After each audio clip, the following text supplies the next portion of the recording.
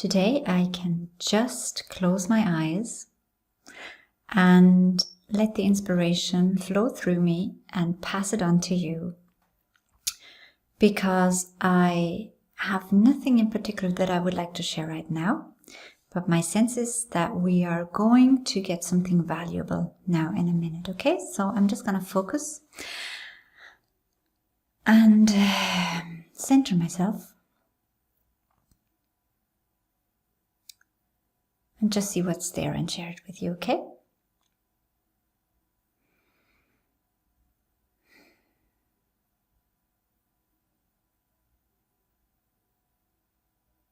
Okay. As long as you still exclude anything, as long as you still exclude anything as not being of the divine, you keep the concept of separation, the illusion of separation within your experience. And by that, we mean the separation from Source.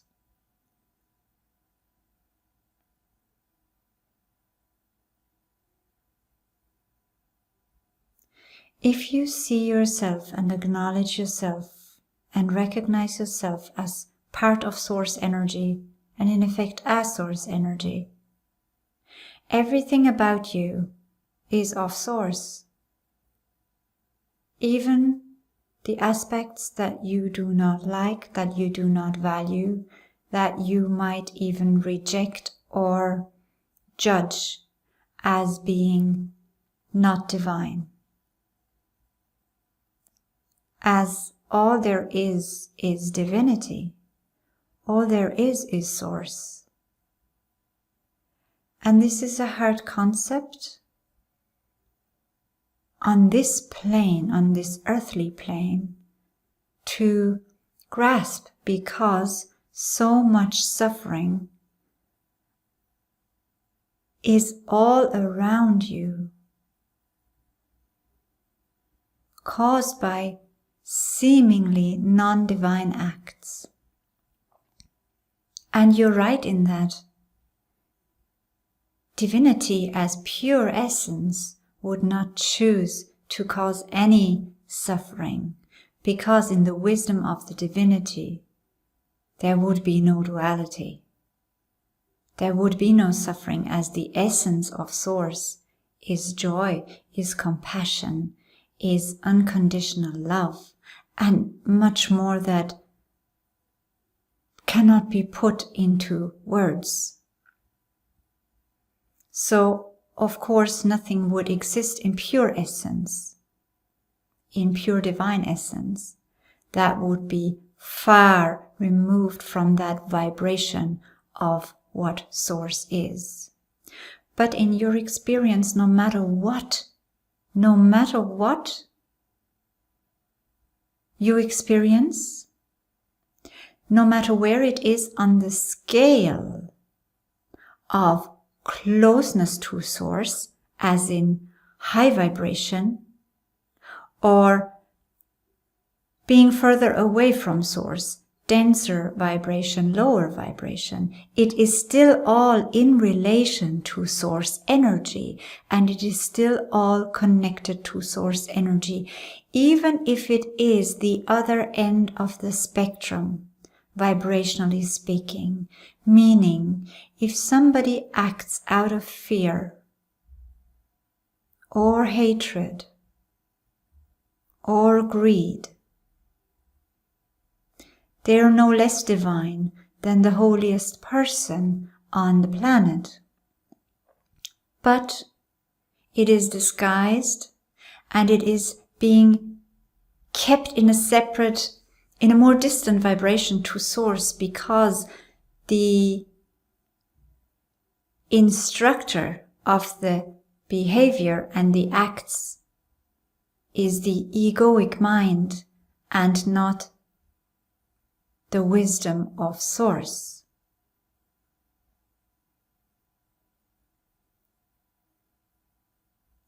Because only the egoic mind, in its attempt to separate as much as possible from Source and to be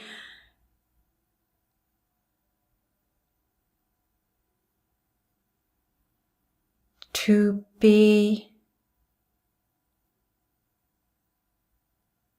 its own master, to stand in its own power, to be independent and disconnected. This is what the ego strives for. And only from that can non-compassionate, compassionate acts result. Nevertheless, everything is of the divine. And so traits that you might find within your personality, within your ego structure, within the illusion that you perceive to be yourself, even that is loved within the divine. And therefore, we suggest that you love these aspects too. Not to make them right or wrong, not to make yourself feel better and tell yourself you're right in doing so and in acting so, but in the acknowledgement that from a higher level of consciousness, everything is of the divine, as there is nothing else, as everything is creation from the divine. So even this question about fallen angels, about entities who have turned away from the divine and have started their own separate existence in seemingly darker energies or darker worlds with darker intentions, none of them are truly separate from the divine, as the divine is the source of all that will ever be. And in your free will, you can choose to feel as separate as you want from the divine. You can feel as alone as you like from the divine. You can think and feel and have a world in which you are totally convinced that you're alone, that you're miserable, that you're unworthy, and that no part of divinity knows you. That's your free will. But when you return after being in this physical experience, you will remember that it's all an illusion, that you can never ever be separate of Source, as Source is all there is, and Source is what you are. So we recommend and suggest that for you to deal with your personality and your ego identification in a more elevated way, you identify more with your soul level, with your soul consciousness, and that you infuse the character that you currently occupy with the wisdom and the vibration of your soul. But in that, it is not separate. Your small self is not separate from Source or from Soul even. But how you can move into a much more blissful experience to allow your soul energy, with it, which is of a much higher vibration, to more and more fill you, fill the small you. And therefore, your thoughts, your words, your actions are going to reflect your soul identity more than the personality you have acquired, more than your behaviors, your judgments, your intellect, your conditioned emotions and conditioned thoughts, based on the history you have lived and based on the collective history you perceive as being crucial to your existence and to your concept of self. So allow your soul energy to fill you more and more and to inspire you to a much more elevated way of living, which means you will also light up others Because what will happen is you will become light. Because that is what you are. And in you becoming more and more light, meaning your soul energy filling your physical manifestation of your soul energy, of that aspect of you, with more and more soul light, more and more source light, you are going to be a beacon of light for everybody around you who is ready to see the light and ready to stand within the light themselves. And if not, they don't have to be. They don't have to see your light. If they're not ready, they can be wherever they're at. It's not your job to make anybody move closer to source or realization of the true self. Your job is to bring into your physical manifestation the energy of the true divine self, so that you can have a completely elevated experience, even in this physical realm, of life. And you can share this wisdom, knowledge, light with others, because it's not going to flow through you without wanting to be shared. That is going to be a natural process. And that is possibly also why humans sit in front of a camera with their eyes closed, with such a desire to share what they recognize, what they realize, what they feel can be helpful to other souls on the planet. And that is endearing, and we want to encourage everybody who is willing to step into their true nature, to share their true nature with others, and encourage them to do the same. Because that is how the whole energy of planet Earth and humans on planet Earth will be lifted up to the next level and the next levels. And so, on a practical level, what this is going to be like for you really is less and less suffering in your human experience.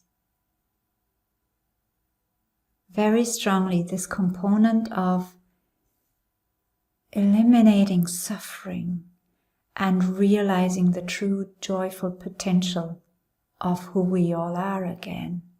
That is one of the main aspects of this whole thing we are all going through right now. Because suffering is not necessary. If we have lessons to learn here, if we humans have lessons to learn here, and I'm speaking now as me connected with the energy of wisdom around me, okay? If we have lessons to learn here, we can learn them in many different ways. We can learn them the easy way, we can learn them the hard way, or somewhere in between. Some lessons might be easier, or some steps in the lesson might be easier, and some we might need a little push because we resist the learning that we agreed to before we came here. Nobody is here by accident. No matter what you have experienced in this life, dear child, I want to tell you, if you have any thought within you still, if you hold any belief within you still, that you're here against your will, that you have had experiences against your will, we can assure you nothing happened without your prior agreement. This may seem hard to hear when we relate to the suffering on this planet and of individuals, sometimes unspeakable suffering. But dear souls, you have agreed, not as humans, on a different energetic level, on a different consciousness level, you have agreed to these experiences. And they are not a punishment in any way. They're elements of learning, of growing, because everything wants to evolve and grow and expand always. And you will not be done when you're done here. It will continue as this is Source's nature, as this is creation's nature. To create and create again, to expand and explore, and in the end, refind, remember itself, coming back to itself. That is the path. And so in the knowing that you agree to everything, also know that no suffering is necessary from here on forward if you identify with your soul and if you listen to your higher self, your expanded self, your real self, and allow the wisdom of that to come and support your small self in moving through this life. And the movement through this life will become easier and easier and more blissful and joyful the more you respond and harbor, take in the energy of the divine, the energy of life, of isness, of beingness, of creator.